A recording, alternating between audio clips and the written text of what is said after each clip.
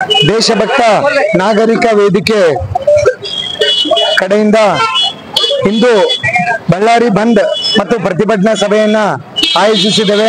ಇದಕ್ಕೆ ಮುಖ್ಯ ಕಾರಣ ಬಾಂಗ್ಲಾದೇಶದಲ್ಲಿ ಇರುವಂತಹ ಅಲ್ಪಸಂಖ್ಯಾತರ ಮೇಲೆ ಇಸ್ಲಾಂ ಮತಾಂಧಿಗಳು ಅತ್ಯಾಚಾರಗಳನ್ನು ಮಾಡ್ತಾ ಇದ್ದಾರೆ, ಕೊಲೆಗಳನ್ನೆಲ್ಲ ಮಾಡ್ತಾ ಇದ್ದಾರೆ ಮತ್ತು ಅವರನ್ನ ದೇಶ ಬಿಟ್ಟು ಓಡಿಸುವಂತಹ ಒಂದು ಷಡ್ಯಂತ್ರವನ್ನು ಸಹ ಅವರು ಮಾಡಿದ್ದಾರೆ। ಇದಕ್ಕೆ ಅಲ್ಲಿನ ಸರ್ಕಾರದ ಮುಖ್ಯಸ್ಥರಾಗಿರುವ ಮೊಹಮ್ಮದ್ ಯೂನುಸ್ ಅವರು ಕುಮ್ಮಕ್ಕನ್ನ ಕೊಡ್ತಾ ಇದ್ದಾರೆ। ಯಾವುದೇ ರೀತಿಯಾದ ಕ್ರಮಗಳನ್ನ ಅವರು ತಗೊಳ್ತಾ ಇಲ್ಲ।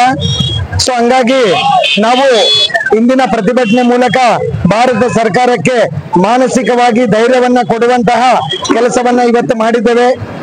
ಈ ಬಂದನ್ನ ಯಶಸ್ವಿ ಮಾಡೋದ್ರ ಮೂಲಕ ಇದು ಭಾರತ ಸರ್ಕಾರಕ್ಕೆ ಧೈರ್ಯವನ್ನ ನೀಡಿ ಭಾರತ ಸರ್ಕಾರ ಅಂತಾರಾಷ್ಟ್ರೀಯ ಶಕ್ತಿಗಳನ್ನ ಉಪಯೋಗಿಸಿಕೊಂಡು ಬಾಂಗ್ಲಾದೇಶದಲ್ಲಿ ನಡೆಯುವಂತಹ ಈ ಕೃತ್ಯಗಳನ್ನ ತಕ್ಷಣ ನಿಲ್ಲಿಸುವಂತೆ ಮೋದಿ ಅವರು ಬಾಂಗ್ಲಾ ಸರ್ಕಾರದ ಮೇಲೆ ಒತ್ತಡವನ್ನ ತರಬೇಕು ಮತ್ತು ಅಲ್ಲಿನ ಇಸ್ಕಾನ್ ಸ್ವಾಮೀಜಿಯವರ ಬಂಧನ ಆಗಿದೆ, ಆ ಬಂಧನವನ್ನು ಸಹ ತಕ್ಷಣ ಅವರನ್ನ ಬಿಡುಗಡೆ ಮಾಡೋದ್ರ ಮೂಲಕ ಆ ಇಸ್ಕಾನ್ ಸಂಸ್ಥೆಗೆ ಒಂದು ಗೌರವವನ್ನ ನೀಡಿಸಬೇಕಂತೇಳಿ ಈ ಮೂಲಕ ಭಾರತ ಸರ್ಕಾರಕ್ಕೆ ದೇಶಭಕ್ತ ನಾಗರಿಕ ವೇದಿಕೆ ಮನವಿಯನ್ನ ಮಾಡ್ತಾ ಇದೆ।